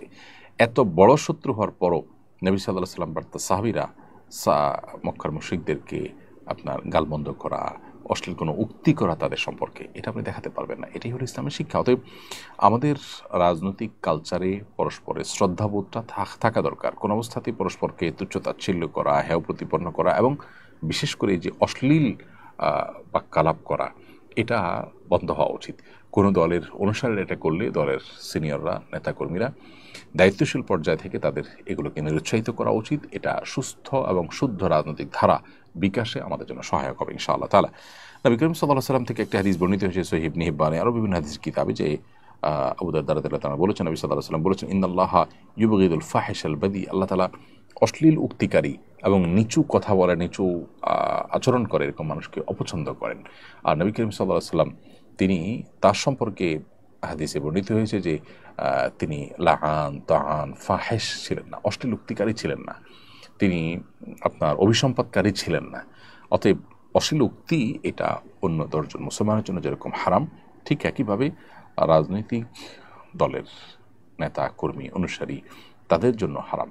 বিদায় সোশ্যাল মিডিয়াতে একজন অন্যজনকে বাজে উক্তি করা বা একজন আরেকজনের প্রতি, ভিন্ন মতের মানুষের প্রতি অশ্লীল উক্তি করা, এগুলো খুবই গর্হিত কাজ। এরপরে তমিন ইসলাম আপনি লিখেছেন, ফর্সা হওয়ার ক্রিম ব্যবহার করলে কি গুনাহ হবে? এটা স্বাভাবিক আকৃতি পরিবর্তন হিসাবে গণ্য হবে কিনা? উত্তর হলো না। ফর্সা হওয়ার ক্রিম ব্যবহার করলে আসলে আমাদের আকৃতি পরিবর্তন বলতে যেটা বোঝায় সেরকম কিছু হয় না, বিধায় এটা ব্যবহার করা হারাম হবে না। তবে আমরা যখন প্রসাধনী ব্যবহার করব সতর্ক থাকতে হবে এগুলোতে হারাম কোনো উপাদান আছে কিনা। আমরা খাদ্য গ্রহণের ক্ষেত্রে, পানীয় গ্রহণ করার ক্ষেত্রে হালাল হারাম বাছ বিচার করলেও আমরা অনেকেই জানি না যে প্রসাধনী ব্যবহারের ক্ষেত্রে হালাল হারাম বাছ বিচার করার বিষয়টা রয়েছে। আপনি দেখবেন যে ইয়াহুদি যে পণ্যগুলো বয়কট করার জন্য আহ্বান করা হয়, তাদের পণ্যগুলোর তালিকার মধ্যে সবচেয়ে দীর্ঘ তালিকা হলো এই প্রসাধনী রিলেটেড পণ্যগুলো। এই পণ্যগুলোর মাধ্যমে অনেক হারাম বস্তু আমাদের শরীরে প্রবেশ করানো হয়ে থাকে। আমরা এগুলো যখন ব্যবহার করি নানাভাবে এগুলো আমাদের শরীরে প্রবেশ করে, আমরা সেই দিকটাকে অনেকে খেয়াল করি না। অতএব সেখানে হালাল হারাম বিষয়টাকে বিশেষভাবে আমাদের বিবেচনা আনতে হবে। তবে মৌলিকভাবে ফর্সা হওয়ার ক্রিম ব্যবহার করাটা নিষিদ্ধ নয়। আব্দুল্লাহ মাহমুদ আপনি লিখেছেন, আমার মা আমার বাবাকে ডিভোর্স দিয়ে চলে যান যখন আমার বয়স 5 বছর এবং আমার ভাইয়ের 7 বছর চলে।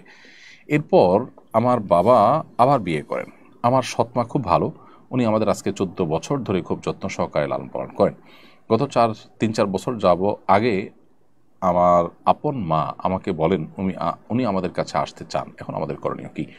আব্দুল্লাহ মাহমুদ, আপনি আপনার সৎমা যিনি আপনাকে লালন পালন করছেন তার প্রতি আপনি কৃতজ্ঞ, এটা ভালো। তিনিও আপনার এক প্রকারের মা, সেটা এবং তার অবদান আছে, সেই হিসাবে আপনি তার প্রতি কৃতজ্ঞ হতেই হবে, সেটা ঠিকই আছে। কিন্তু যিনি আপনার জন্মদাতা মা, তিনি যদি আপনার প্রতি কোনো অবিচার করে থাকেন, আপনাদের প্রতি কোনো অন্যায় করে থাকেন, তিনি তার জন্য আল্লাহর কাছে দায়ী থাকবেন। কিন্তু সন্তান হিসাবে আপনাদের উচিত তিনি আসতে চাইলে তাকে আসতে দেওয়া বা সেই ব্যবস্থা গ্রহণ করা। কারণ দিন শেষে তিনি আপনার জন্মদাতা মা, আপনার গর্ভধারণকারিণী মা। অতএব আপনাকে গর্ভধারণ করেছেন, দুনিয়ার আলো দেখতে ভূমিকা রেখেছেন, কষ্ট করেছেন, এটুকুর জন্য হলেও তার প্রতি আপনাদের কৃতজ্ঞ থাকতে হবে। সবচেয়ে বড় কথা হলো মা বাবার প্রতি সদয় হওয়া, তাদের প্রতি সদাচরণ করা, তাদের প্রতি দায়িত্বশীল হওয়া, তাদেরকে শ্রদ্ধা করা, ভালোবাসা, তাদের হকগুলোকে আদায় করার নির্দেশ আল্লাহ তাআলা আমাদেরকে দিয়েছেন। এটা কিন্তু বিনিময় না, অর্থাৎ মা বাবা দিয়েছেন তাই আমাকে দিতে হবে, মা বাবা যদি আমার প্রতি অসদাচরণ করেন তাহলে আমি আর সদাচরণ করবো না, ব্যাপারটা এরকম না। এটা গিভ অ্যান্ড টেকের ব্যাপার না, গিভ অ্যান্ড টেকের সম্পর্কটা অন্যদের সাথে, আর এখানে এটা তাদের মা হওয়ার কারণেই তার প্রাপ্য হয়ে গেছে। সংসদে নারী আসন বাড়িয়ে দ্বিগুণ করার পরিকল্পনা করছে ঐক্যমত্য কমিশন। বিষয়টিকে জুলাই আন্দোলনের স্পিরিটের সঙ্গে সঙ্গতিপূর্ণ মনে করেন কিনা? একেবারেই নয়। আমরা বিগত সরকারগুলোর সময় আমরা দেখেছি যে নারীদের জন্য সংরক্ষিত যে আসন রাখা হয় সেখানে অযোগ্য নারীরা স্থান পান সাধারণত। কারণ জনগণ যেহেতু সেখানে ভোটের মাধ্যমে যোগ্য অযোগ্য পার্থক্য করবার সুযোগ থাকে না, রাজনৈতিক দলগুলো তাদের মতো করে নির্বাচন করবার সুযোগ থাকে, সেখানে সাহেবদের স্ত্রীদের এমপি হওয়ার খায়েশ পূরণ হওয়ার একটা পথ সুগম হয়। এবং বিগত সময়ে অনেক এই জাতীয় সংরক্ষিত আসনে এমপিদের বক্তব্য শুনে মানুষ বিনোদন এবং হাসির খোরাক পেয়েছে, সেখানে এরকম বহু ঘটনা আমাদের সামনে রয়েছে। যারা আসলে ভোটের মাধ্যমে আপনার লড়াই করে এমপি হওয়ার মতো যোগ্যতা রাখেন না, তারা আইন প্রণয়নে কী ভূমিকা রাখতে পারবেন? এরকম কোটার সিস্টেম যদি চালু করতে হয় তাহলে সেক্ষেত্রে সমাজে বহু অবহেলিত মানুষ আছে, আলেমুলামার অবহেলিত, তারা গতানুগতিক রাজনৈতিক এই কালচারের মধ্যে তারা আসলে আপনার ভোটের লড়াই জিতে আসা তাদের জন্য কঠিন, নানাভাবে তাদেরকে কোণঠাসা করে রাখা হয়। নারীকে কোণঠাসা করে রাখা হয়, এই যুক্তি যদি তাদের জন্য কোটা রাখেন তাহলে সেক্ষেত্রে আপনি আলেমদের জন্য কোটা রাখেন, আপনি আরও বহু জনগোষ্ঠী মানুষকে কোটা আনতে হবে। যে কোটার বিরুদ্ধে আন্দোলন হয়েছে, নতুন বাংলাদেশ হয়েছে, সেই কোটা আবার ফিরিয়ে আনা এবং সেটার পরিমাণ বাড়ানো, এটা কোনো অবস্থাতে যৌক্তিক হতে পারে না। ঐক্যমত্য কমিশনের এই কাজের তীব্র নিন্দা জানাচ্ছি, আমরা বিরোধিতা করছি। আমি মনে করি আমার মতো আরও বহু রাজনৈতিক অরাজনৈতিক দল ব্যক্তিও এটা বিরোধিতা করেছে। আশা করি যে তারা সেটাকে আমলে নেবে এবং গুরুত্বের সাথে দেখবে। অনেক বাড়ি মালিক বড় পরিবারকে বাসা ভাড়া দিতে চান না। যদি শুনেন বাচ্চা ৩-৪টা তাহলে ভাড়া দিতে অস্বীকৃতি জানান, এটা জায়েজ আছে কিনা? মৌলিকভাবে তো কোনো বাড়িওয়ালার এই অধিকার আছে যে তিনি তার কার কাছে ভাড়া দিবেন না দিবেন, কোন ক্রাইটেরিয়া দিবেন না দিবেন, এটা এখানে তো তার ব্যাপার। কিন্তু এটা জায়েজ আছে মৌলিকভাবে তার জন্য। তবে সন্তান বেশি দেখে ভাড়া না দেওয়া, একটু পানি বেশি খরচ হবে বা বিল্ডিংটা বেশি খরচ হবে, এটা নিশ্চয়ই ছোট লোকই, নিশ্চয়ই সেটা অনুচিত কাজ। একটা হলো আইন জায়েজ না জায়েজ হওয়ার বিষয়টা আইন দ্বারা নির্ধারিত হয়, আইন দ্বারা নির্ধারিত হয়। কিন্তু আরেকটা আছে নৈতিকতার প্রশ্ন। নৈতিকতার প্রশ্ন এটি অনুচিত একটা কাজ। বাংলাদেশের জাতিসংঘের মানবাধিকার কমিশনের আনুষ্ঠানিক কার্যক্রম শুরু হলো, এ নিয়ে সরকার আলেমদের আপত্তিকে তোয়াক্কাই করলো না। সরকার কতটা যথাযথ আচরণ করলো বলে আপনি মনে করেন? দেখুন, প্রথম কথা হলো যে জাতিসংঘ মানবাধিকার কমিশনের অফিস খোলা, এটা হলো এই সরকারের সবচেয়ে গর্হিত, সবচেয়ে জঘন্য কর্মকাণ্ডগুলোর মধ্যে থেকে একটা। বিধায় এই ব্যাপারে সরকার আরও দায়িত্বশীল আচরণ করবে সেটি আমরা প্রত্যাশা করি, এবং সেটা না করলে তারা আল্লাহর কাছে দায়ী থাকবেন, জনগণের কাছে তারা দায়ী থাকবেন। যদিও জনগণের কাছে তাদের যেতে হবে না, বর্তমান সরকার কোনো নির্বাচিত সরকার নয়, কিন্তু তাদের এই কর্মকাণ্ডের কারণে ইতিহাসে তারা কালপ্রিট হিসাবে লেখা থাকবে। জনগণ তারা বিরোধিতা করতে পারে, ওলামায়ে কেরাম সচেতন নাগরিকরা তারা বিরোধিতা করতে পারে, তারা বিরোধিতা করেছেন এবং বোঝাবার চেষ্টা করেছেন সরকারকে যে এটা আমাদের জন্য ভালো কিছু বই আনবে না। কিন্তু আমরা জানি যে এনজিও বেসড এই সরকার সুযোগ পেয়ে, বিশেষ করে শেষের দিকে এসে তারা তড়িঘড়ি করে তাদের অনেক এজেন্ডা, বিদেশিদের অনেক এজেন্ডাকে তারা বাস্তবায়ন করার জন্য কাজ করছেন। তারা দেশের মানুষের জন্য অনেকেই কাজ করছেন না। তো এই কাজটি সেরকম একটি কাজ। সরকারের এই আচরণ, অন্যায় আচরণ, গর্হিত আচরণ, এর আমরা বিরোধিতা করছি এবং তীব্র নিন্দা জানাচ্ছি। অনেক বাড়ির মালিক, এটার উত্তর দিয়েছি। জান্নাতুল ফেরদাউস আপনি লিখেছেন, মা বাবার মধ্যকার সম্পর্ক ভালো না, কাউকে কিছু বলতে ভয় পাই, কি করণীয়? মা বাবার মধ্যে সম্পর্ক যদি ভালো না থাকে, আপনি ভালো করার চেষ্টা করবেন এবং আপনি বিনয়ের সাথে তাদের সাথে উভয়ের সাথে সুন্দর আচরণ করবেন।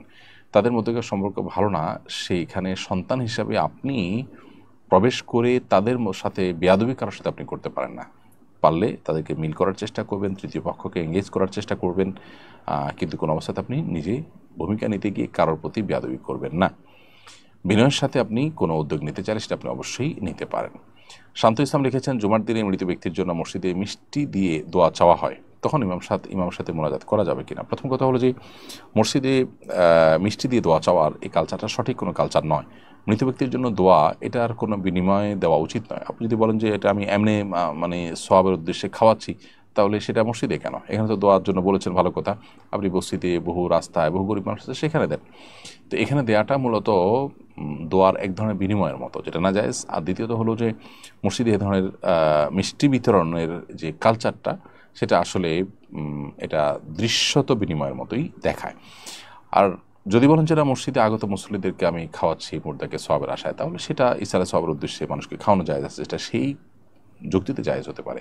আর আপনি দোয়াতেও সামিল হতেই পারেন, দোয়া তো করতেই পারেন মুর্দার জন্য, সেটা ভিন্ন বিষয়। বইনা এডি থেকে আপনি লিখেছেন,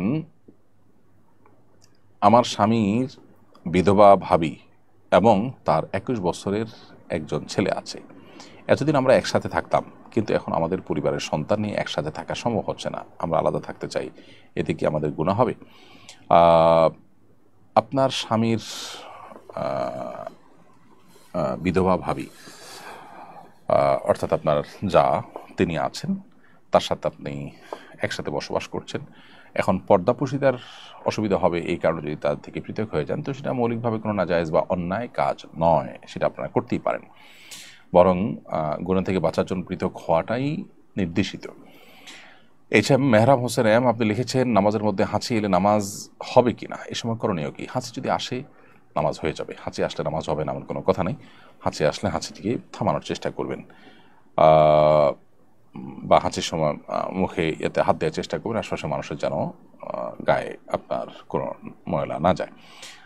জায়ান আহমেদ লিখেছেন, বর্তমানে মিনার কিছু তাঁবু মুজদালিফার সীমানায় দেওয়া হয়েছে, এখানে অবস্থান করলে কি মিনা মুজদালিফায় দুই উকুফই হবে? মিনার তাঁবু যদি মুজদালিফায় দেওয়া হয়, তাহলে সেক্ষেত্রে ওই তাঁবুতে মুজদালিফা রাতের যাপন নিয়তে থাকলে সেটাও হবে, আবার মিনা রাতের যাপন নিয়তে থাকলেও সেটাও হবে। কারণ মিনা ফুল হয়ে যাওয়ার পর তাঁবুটা যেতে যেতে মিনা মুজদালিফা পর্যন্ত গিয়েছে, ওইটা মিনার অন্তর্ভুক্তি হবে, যেহেতু মিনাতে আর কোনো জায়গা নেই। বিধায় ওই তাঁবুতে আপনি মিনা রাতের যাপন নিয়তে থাকলে সেটা আদায় হবে, আবার মুজদালিফা রাতের যাপন নিয়তে যদি থাকার সুযোগ থাকে সেটা থাকলেও আপনার আদায় হয়ে যাবে। আফিফা আফরিন আপনি লিখেছেন, আমার স্বামী সুস্থ সন্তানের জন্য 10টা গরু দেওয়ার নিয়ত করেছিল।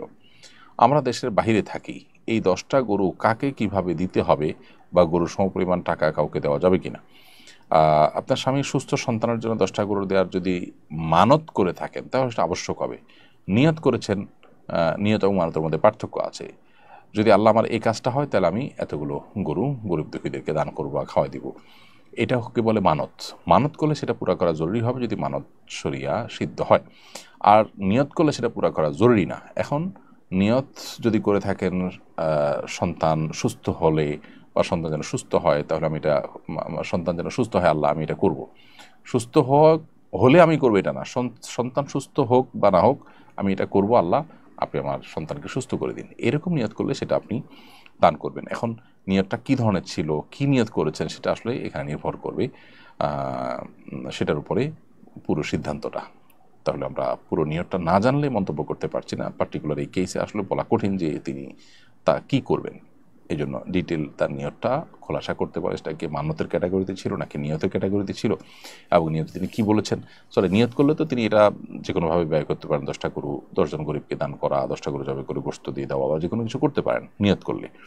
আর নিয়ত যদি পুরো নাও করেন গুনাহগার হবেন না। মানত করে থাকলে যেভাবে মানত করেছেন সেভাবে তাকে করতে হবে, যদি মানত বিশুদ্ধ হয়ে থাকে। এমনি তোফাইল আপনি লিখেছেন, আমি অনেক কাজে আল্লাহর কসম করেছিলাম, তারপরে রাখতে পারি নাই, এদিকে আমার পাপ হবে? কি আমল করলে পাপ থেকে মুক্তি পাবো? আপনি কসম করে থাকলে কসমের কাফারা দিতে হবে, যদি কসম ভঙ্গ করে থাকেন, কসম যদি রক্ষা না করে থাকেন। আর কসমের কাফারা হলো আপনি 10 জন মিসকিনকে খাবার খাওয়াবেন, কিংবা 3টা রোজা রাখবেন। যতটা কসম ভঙ্গ করেছেন ততগুলোর জন্য আপনাকে কাফারা দিতে হবে। এভাবে প্রেমে পড়া বারণ এই আইডি থেকে আপনি লিখেছেন, ভগ্নিপতি কি শালীকে বিয়ে করতে পারবে কিনা? না, ভগ্নিপতি শালীকে বিয়ে করতে পারবেন না, বিশেষ করে শালীর বোন নিজের স্ত্রী থাকা অবস্থায় যদি বোনের সাথে তালাক হয়ে যায়, বিচ্ছেদ হয়ে যায় বা বোন মারা যায়, তখন শালীকে বিয়ে করতে পারবেন। মোহাম্মদ রিয়াজ লিখেছেন আমার বয়স 17, আমি বাবরি চুল রাখতে পারবো কিনা? হ্যাঁ, অবশ্যই রাখতে পারেন। লিয়া আক্তার লিখেছেন আমার খুব ইচ্ছা করে একবার আমার স্বামীর কবরটা ছুঁয়ে দেখি, আমি কবরস্থানে যেতে পারবো কিনা। মেয়েদের জন্য কবরস্থানে যাওয়ার পরে ফুকাহা একরামের বিশুদ্ধ মত হলো যে তারা কবরস্থানে প্রবেশ করবেন না। একান্ত কবরের কাছে ওয়ালের বাইরে থেকে আপনি আপনি দেখতে পারেন, জাস্ট আবেগের কারণে তাদের কবরস্থানে না যাওয়াই উচিত। বাহির থেকে আপনি দোয়া করবেন। এটা নানা কারণে হাদিসের নিষেধাজ্ঞাটি বর্তায়। এর মধ্যে একটা হলে মেয়েরা অনেক বেশি আবেগী হয়ে পড়েন এবং সেখানে একটা বাজে দৃশ্যের বা অনাকাঙ্ক্ষিত দৃশ্যের অবতারণা হতে পারে, অথবা সেখানে পুরুষরা অনেক বেশি কবরস্থানে যেয়ে থাকেন, সেই ভিড়ের মধ্যে মহিলারা গেলে তাদের প্রাইভেসি নষ্ট হতে পারে। নানা কারণে শরীয়তের এই নিষেধাজ্ঞাটা আরোপ করা হয়ে থাকতে পারে। মমস সিক্রেট এআইডি থেকে আপনি লিখেছেন কসমের কাফারা রোজা কি ধারাবাহিক রাখতে হয় নাকি আলাদা আলাদা রাখলেও চলবে? আলাদা আলাদা রাখলেও চলবে, ধারাবাহিকতার কোনো শর্ত নেই। মহিনুদ্দিন লিখেছেন আমি একজন হিন্দু ভাইকে কিছু টাকা দেনা আছি, অনেক খোঁজাখুঁজি করার পরেও উনি কিংবা ওনার পরিবারের কোনো খোঁজ খবর পাচ্ছেন, এখন আমি কী করতে পারি? যদি খোঁজ পাওয়ার কোনো সম্ভাবনা না থাকে আপনি এই টাকা দান করে দেবেন সওয়াবের নিয়ত ছাড়া। আফিয়া ইসলাম লিখেছেন ইন্টারমিডিয়েট পর্যায়ে চতুর্থ বিষয় হিসাবে সংস্কৃত নিয়েছিলাম, কিন্তু কিছু অনুবাদে মনে হচ্ছে হিন্দুদের দেবীকে আল্লাহর সাথে তুলনা করা হয়েছে। এগুলোতে কি গুনাহ হবে? পরিবর্তন করে ফেলা উচিত? ইন্টারমিডিয়েট পর্যায়ে আপনার পড়ালেখা করতে গিয়ে আপনি এই যে পরিস্থিতির শিকার হয়েছেন বলে আপনি বলেছেন, সেগুলো সন্দেহাতীতভাবে বিশ্বাসের জায়গা থেকে করলে তো ইমানে যাওয়ার মতো বিষয় থাকবে। হিন্দু দেবীকে নওয়াজুবিল্লাহ আল্লাহর সাথে তুলনা করার এই বিষয়টাকে আপনাকে ঘৃণা করতে হবে। পরীক্ষার হলে আপনার এটার উত্তর দেওয়া ছাড়া কোনো উপায় নাই, সেই জায়গা থেকে আপনি আপনার যদি লিখে থাকেন তাহলে সেক্ষেত্রে ইমান হয়তো যাবে না, কিন্তু এটা গুনাহ হবে, সন্তানদের ব্যাপারে তওবা করা উচিত। পরিবর্তন করার সুযোগ থাকলে তো অবশ্যই পরিবর্তন করে ফেলা উচিত, যেহেতু এখানে গর্হিত কাজ করার প্রয়োজন হচ্ছে। এমকে মাকসুদুর রহমান লিখেছেন কোনো হিন্দু যদি কোনো মুসলিমকে টাকা দিয়ে বলে তুমি এ টাকা দিয়ে কোরবানি করো, তাহলে এ টাকা দিয়ে কোরবানি করা যাবে কিনা? কেউ যদি টাকা দেয় কোনো হিন্দু, তার থেকে টাকা নেওয়া যেতে পারে, সে যদি গিফট হিসেবে দেয় সেটাকে আপনি কোরবানি করলে করতে পারেন। বিউটি বি এআইডি থেকে লিখেছেন আমার ফজরের নামাজের পর ঘুম আসে, এর কারণে আমার ক্ষতি হবে কিনা? ফজর নামাজের পরে না ঘুমানোটাই উত্তম, কিন্তু এটা এমন কোনো বিষয় না যার কারণে গুনাহ হবে। লাকি আক্তার লিখেছেন আমি 3 সন্তানের মা, 3টাই সিজার, আর বাচ্চা নিতে চাইনি কিন্তু আল্লাহ দিয়েছেন, 4 নম্বর সিজার হবে, এখন কি আমি জরায়ু উল্টে দিতে পারবো? কারণ এরপর বাচ্চা হলে লাইফ রিস্ক হবে। প্রথম কথা হলো যে সত্যি এটা লাইফ রিস্ক কিনা সেটা নিশ্চিত হওয়া দরকার। যদি লাইফ রিস্ক একান্ত না হয় তাহলে সেক্ষেত্রে আপনি এমনটি না করে বরং কঠোরভাবে জন্ম নিয়ন্ত্রণ করতে পারেন। আর যদি এটা লাইফ রিস্ক হয়, সেটাই চূড়ান্ত সত্য এবং আপনাকে বেঁচে থাকার প্রয়োজনটা করতেই হয়, বিকল্প কোনো উপায় না থাকে, তাহলে তো জায়েজ হতে পারে। নাজমুল মিয়া লিখেছেন বউ কথায় কথায় রাগ করে কি করব? এই জাতীয় ইস্যুগুলো নিয়ে আমাদের অনেক বক্তব্য আছে সোশ্যাল মিডিয়াতে, বিস্তারিত সেগুলো শোনার চেষ্টা করেন। আমরা সংক্ষিপ্ত ভাষণ একেবারে লাইভের শেষের দিকে আমরা স্কিপ করছি। রুবেল লিখেছেন সরকারি খালের জায়গা ভরাট করে মসজিদ নির্মাণ করা হচ্ছে, এবার ইসলাম কি বলে? সরকারি খালের জায়গা ভরাট করে মসজিদ নির্মাণ করা উচিত হবে না। মসজিদ নিষ্কণ্টক জায়গাতে করার চেষ্টা করা উচিত। আল্লাহর ঘরকে আসামের কাঠগড়া দাঁড় করানো আমাদের উচিত নয়।